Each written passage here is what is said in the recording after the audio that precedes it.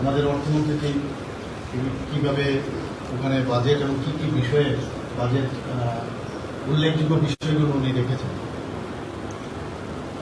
আমি এখানে এই কথাটাই বলবো যে এডুকেশন সেক্টরে যে বরাদ্দ রাখা হয়েছে সেটা হচ্ছে 4,934 এবং আমাদের রোড সেক্টর 1,360 কোটি টাকা রাখা হয়েছে এবং হেলথ সেক্টরে 1,725 এবং এগ্রিকালচারে এবং এগ্রিয়ালাইজে 973 কোটি টাকা রাখা হয়েছে। তো 2023-24 অর্থবর্ষে সর্বমোট বাজেট 27,654.40 কোটি টাকা বরাদ্দ রাখা হয়েছে এবং মূলধনী ব্যয় ক্যাপিটাল এক্সপেন্ডিচার আমরা জানি সেখানে 5,358.70 কোটি টাকা রাখা হয়েছে। রাজ্যের অর্থনীতি বৃদ্ধির হার খুবই ভালো। এতে দেখা গেছে 2022-23 অর্থবর্ষে রাজ্যের জিএসডিপি অর্থাৎ গড় উৎপাদন বৃদ্ধির হার ছিল 8.8 অর্থাৎ 8.8%। ওই বছরে জাতীয় স্তরে প্রবৃদ্ধির হার ছিল 7.20%। এখানে সেন্ট্রালের যে আছে তার থেকেও আমাদের বৃদ্ধির হার ছিল অনেক বেশি। বর্তমান অর্থবর্ষ অর্থাৎ 2023-24 অর্থবর্ষে রাজ্যের অর্থনীতি প্রায় 8% হারে বৃদ্ধি পাবে বলে আশা করছে। একই সময়ে জাতীয় স্তরের যে প্রবৃদ্ধির হার যেটা অনুমান করা হচ্ছে 6 থেকে 6.5%। মাননীয় অর্থমন্ত্রী উপস্থাপন করেছেন বাজেটে, তার মধ্যে এই বাজেটে সমাজের প্রতিটি অংশ যার মধ্যে আছে মহিলা, ছাত্রছাত্রী, যুব সমাজ এবং থার্ড জেন্ডার ব্যক্তি রয়েছে, তাছাড়া জনজাতি, তপশিলি জাতি, অন্যান্য অনগ্রসর জাতি সমূহ, ধর্মীয় সংখ্যালঘু, কর্মচারী, পেনশনার এবং সকল অংশের মানুষই এতে লাভবান।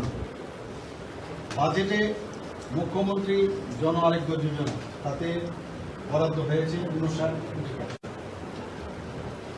মুখ্যমন্ত্রী ইন্টিগ্রেটেড ক্রপ ম্যানেজমেন্ট প্রোগ্রাম বরাদ্দ রাখা হয়েছে 10 কোটি টাকা।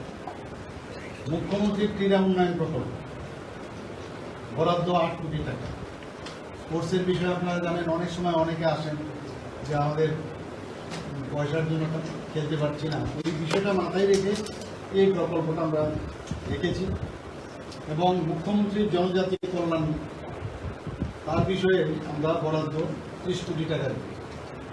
সিএম SATH প্রকল্প মেধাবী ছাত্রছাত্রীদের জন্য বরাদ্দ আমরা রেখেছি 3 কোটি টাকা। যুব সমাজকে কর্মসংস্থানের জন্য দক্ষ করে তুলতে আমাদের মাননীয় মুখ্যমন্ত্রী দক্ষতা উন্নয়ন প্রকল্প যার বরাদ্দ রাখা হয়েছে 50 কোটি টাকা এবং মুখ্যমন্ত্রী নগর উন্নয়ন প্রকল্প সেখানে বরাদ্দ রাখা হয়েছে 120 কোটি টাকা সহ মোট 13টির উপরে নতুন প্রকল্প ঘোষণা করা হয়েছে, যা রাজ্য সরকারকে জন পরিষেবা ও সুশাসন প্রদানে কৃত্রিম বুদ্ধিমত্তার ব্যবহারে সহায়তা করে। তাছাড়া সরকারের যে কার্যকারিতা বৃদ্ধির স্বার্থে এবং মানুষের জীবনযাত্রাকে সহজ ও সুগম করার লক্ষ্যে এই বাজেটে একটি নতুন ডাইরেক্টরেট অফ গুড গভর্নেন্স তৈরি করার সংস্থান রাখা হয়েছে। এই বাজেট দাঁড়িয়ে আছে রাজ্য সরকার কর্তৃক বিগত 5 বছরে গৃহীত বিভিন্ন কল্যাণমূলক পরিকল্পনা ও কর্মকাণ্ডের উপরে বিভিন্ন যেসব ব্যবস্থা সেই বিষয়ে এখানে উল্লেখ করা হয়েছে। বিভিন্ন সামাজিক অর্থনৈতিক পরিকাঠামোতে বিনিয়োগের ধারাবাহিকতা বজায় রাখতে এই বাজেট মূলধনী ব্যয় অর্থাৎ ক্যাপিটাল এক্সপেন্ডিচারে জোর দেওয়া হয়েছে। এই বাজেট 5,350 কোটিরও বেশি টাকা মূলধনী ব্যয় হিসাবে বরাদ্দ করেছে রাস্তা, ভবন, হাসপাতাল, স্কুল, অফিস, বিদ্যুৎ ও সেচ খাতে। এই বাজেটে 1,436 কোটি টাকা বরাদ্দ করা হয়েছে কৃষি ও কৃষি সংশ্লিষ্ট ক্ষেত্রে এবং 7,000 কোটি টাকা বরাদ্দ করা হয়েছে শিক্ষা ও স্বাস্থ্যের মতো সামাজিক যে খাত আছে সেই সময়। তাছাড়া এই বাজেটে রাজ্যকে স্থায়ী বিকাশ ও সমৃদ্ধির পথে পরিচালিত করতে নিঃসন্দেহে এই বাজেট তার কারণে সেটা সুবিধা হবে এবং আমি এর জন্য এই বাজেটের মেইন বিষয়গুলো আপনাদের সামনে এবং আমি সেই বাজেটে সেটা কিন্তু পরিলক্ষিত হয়েছে এবং সেটা হবে এই আশা আমি রাখছি। আচ্ছা, বাজেটে 611 কোটি টাকা ঘাটতি দেখা যাচ্ছে, সেই ঘাটতিটা আমরা কিভাবে পূরণ করব? সেটা নিয়ে আমরা বলেছি যে বিভিন্ন যেসব জায়গার মধ্যে আমাদের যেখানে বেশি খরচে হয় সেই খরচকে কিছুটা কমিয়ে আনতে পারি। আবার কিছু কিছু বিষয় আমরা এই বিষয়ে কথাবার্তা বলেছি, মাননীয় অর্থমন্ত্রীও বলেছেন যে আমাদের কিছু স্পেসিফিক এরিয়া আছে যেখানে যদি আমরা অ্যাড্রেস করি সেই অ্যাড্রেসের কারণে সেই ঘাটতির পরিমাণটা অনেকটা হ্রাস পাবে।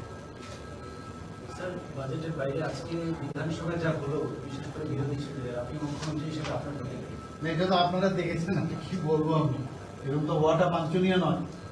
তো দেখছি এখন যাই কি করা যায়, কারণ গণতন্ত্র আমরা চাই সবাই ভাগিদারি থাকুক, কিন্তু সেটা যেভাবে এখানে ওরা প্রদর্শন করেছে সেটা অত্যন্ত দুঃখের এবং পরিতাপের বিষয়।